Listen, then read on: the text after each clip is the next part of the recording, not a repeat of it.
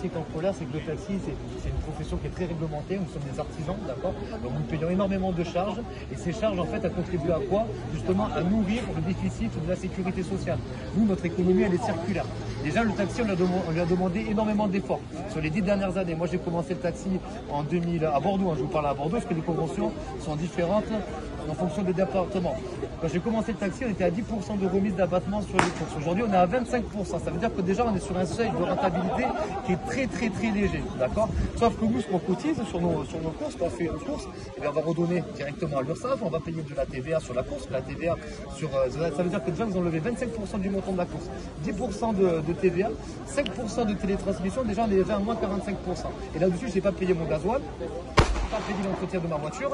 Donc là-dessus, après, sur une course à 100 euros, pour faire simple, à l'heure actuelle, il doit me rester à peine 25 euros. Sur ces 25 euros, qu'est-ce que je fais? Parce que je suis un artisan français et que je participe à cette économie circulaire, à donner de la richesse à mon pays, et bien je vais faire vivre mon coiffeur, je vais faire vivre mon boulanger, je vais faire vivre les paysans et les agriculteurs.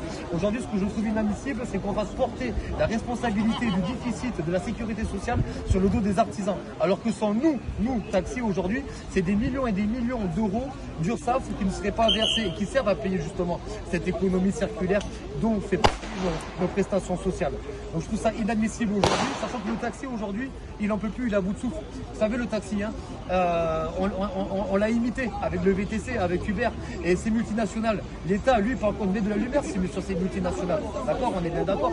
Ces multinationales, elles, par contre, ne contribuent pas à la richesse. Elles contribuent justement à l'appauvrissement de ce système social. Donc on dit encore que c'est nous les taxis, les méchants, il y en a marre de cette manipulation. Et aujourd'hui, on ne va pas se laisser faire. Et je peux vous dire qu'on va se faire entendre parce que c'est trop facile de nous accuser de nous, c'est à cause de nous que la sécurité sociale est en déficit. Parce que c'est un mensonge, madame. C'est un mensonge. Et c'est inadmissible. Comment vous avez réagi à la sortie du décret alors même que la manifestation était déjà... C'est une provocation, c'est une provocation. Et puis on voit bien, et je sais que François, vous ferez le job, mais on voit bien qu'il y a une manipulation médiatique.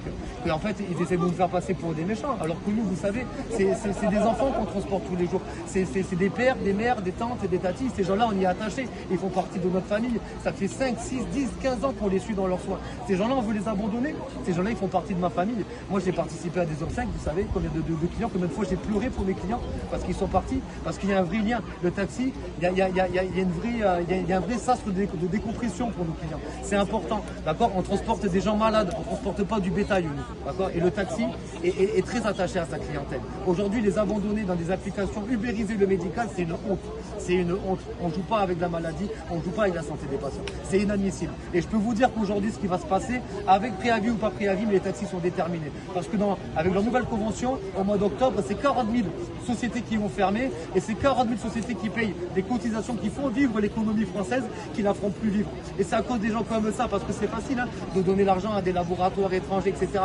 Tout ce pognon-là, il part à l'étranger. Nous, le pognon que le taxi génère, il reste en France et il fait vivre l'économie française. Et ça, c'est très important que les gens le comprennent et l'entendent. Parce que c'est inadmissible. Le taxi, il est à bout. Je vais vous dire que le taxi, il est à bout. Ça fait 10 ans qu'on supporte des VTC. La sécurité sociale, des abattements sur abattements. On joue le jeu, on est d'accord, on baisse le dos. On travaille 70 heures par semaine, madame. 70 heures par semaine. On part même pas une semaine par an en vacances. On veut nous faire passer pour les machins et pour les méchants. C'est nous les méchants. On n'a même pas le droit de tomber malade. On n'a même pas les moyens de tomber malade. La sécurité sociale nous donne 0 euros. 0 euros. C'est inadmissible. Et je peux vous assurer qu'il va se passer des choses graves si le gouvernement ne prend pas ses décisions. Et nous, ce qu'on veut aujourd'hui, c'est d'être reçu par le Premier ministre. C'est pour ça qu'on est sur la ville de Pau et on veut voir monsieur le maire. Et tant qu'on n'aura pas vu monsieur le maire à Paris ou à Pau, on ne partira pas d'ici. Et le mouvement va s'intensifier.